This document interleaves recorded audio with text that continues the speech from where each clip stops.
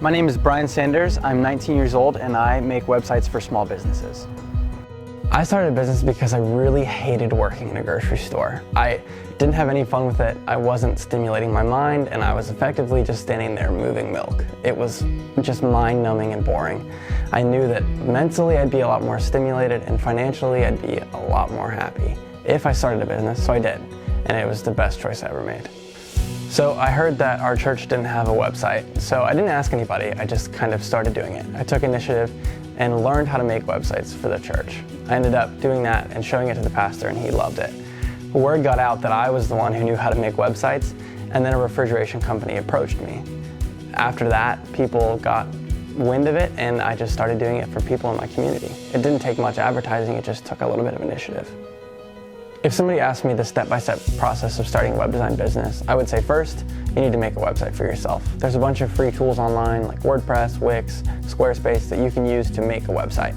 After that, I would use that website as a flyer basically and tell everybody I know about it and give them the link. I would tell Facebook, my mom's best friend, everybody I know. I would just talk about it.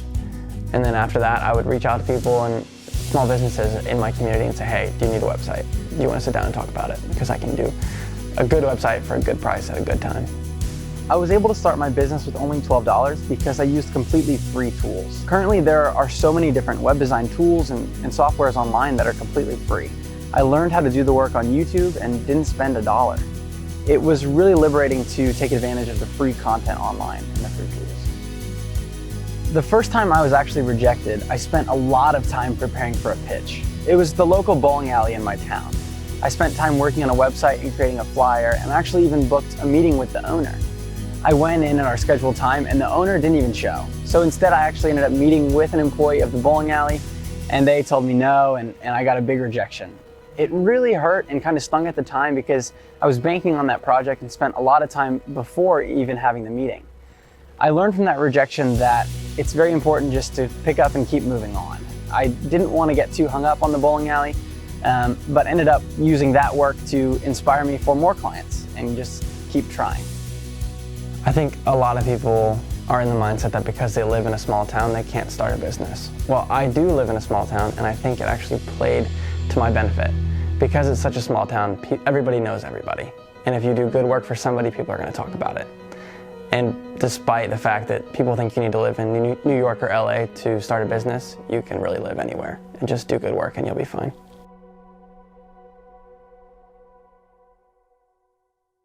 So I'm going to assume that you've been sleeping through everything so far, or that you've been on your phone, or whatever you're doing. But I would say this, if you really kind of focused in here, and if I do a decent job, and we'll see if I can do that, for the next 6 to 8 minutes, 9 minutes, I think we got a win on the entire course. This section is dedicated to teaching you exactly how to start a low capital service business. I'm going to run right through it, okay? Now, this information could pertain to a babysitting business, a painting business, a pooper scooper business, or any kind of business, a car detailing business. I might lean on the whole pooper scooper business because I like that business. It's something that people definitely don't like doing, and people will pay kids to do that. There's no question about it. So I might lean in on that. But remember, it could apply to a lot of service businesses. What do I want to do? Like in athletics, you know, football was my trade 8 to 10 years old. That's what I focused on. It wasn't a great student at all, by the way. You should be a good student. But I wasn't great at that. And that was my trade, football. You know, and in football, no matter what position you're playing, it's really the first 3 yards and how you fire off the line. In basketball, they say it's the first step. How fast can you come off your dribble in a first step? What is our first step in starting a business? We got to get customers. How do we get customers? We got to advertise. How do we advertise? We want to make it real simple. You could buy billboards or TV ads, but that costs money. So we're going to make this super simple. We're going to maybe use a little social media, because in our generation, that's definitely popular, definitely in your generation more than mine, but we could use social media. But I want to make it even more simple than that. We're going to create a flyer. And what's a flyer? A flyer is a piece of paper, right? And on that piece of paper, we're going to put information. And what kind of information do you need in a flyer? Everyone knows this. What your product or service is. You might have a name for your business. You're going to have your contact information, either your phone number or your email address. You might have a little logo. You might have a little tagline like Sam's Pooper Scooping Business.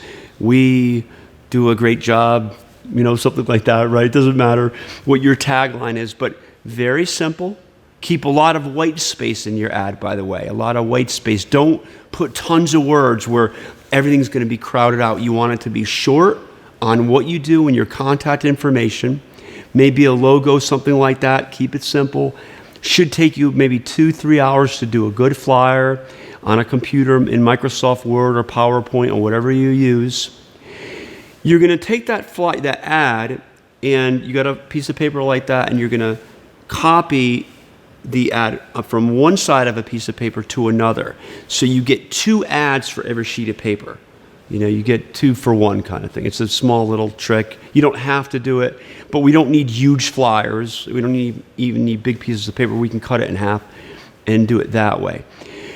We got our flyer, it's made, and we got a prototype for that flyer. How many do you make? You don't make 10,000, it costs too much money. And we want to make money. We don't want to be just putting out flyers, right?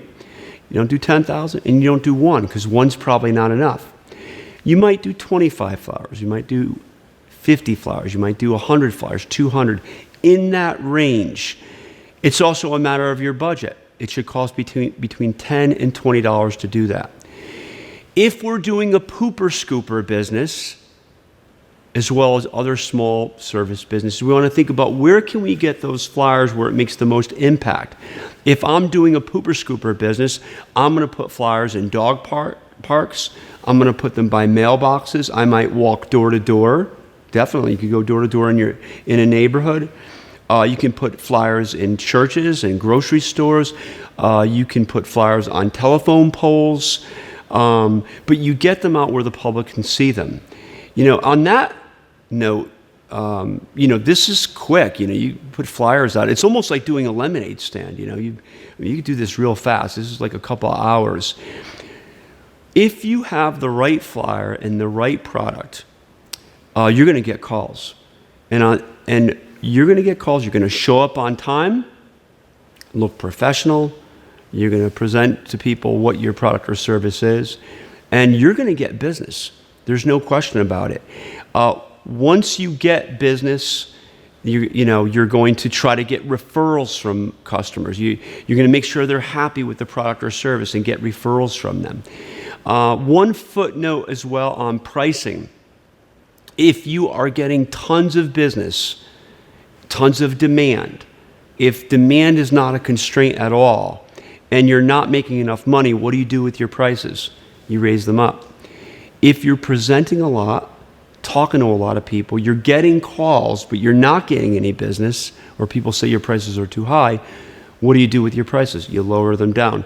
That's how you set a market price. And by the way, we complicate this in graduate school, but everything's more complicated in graduate school.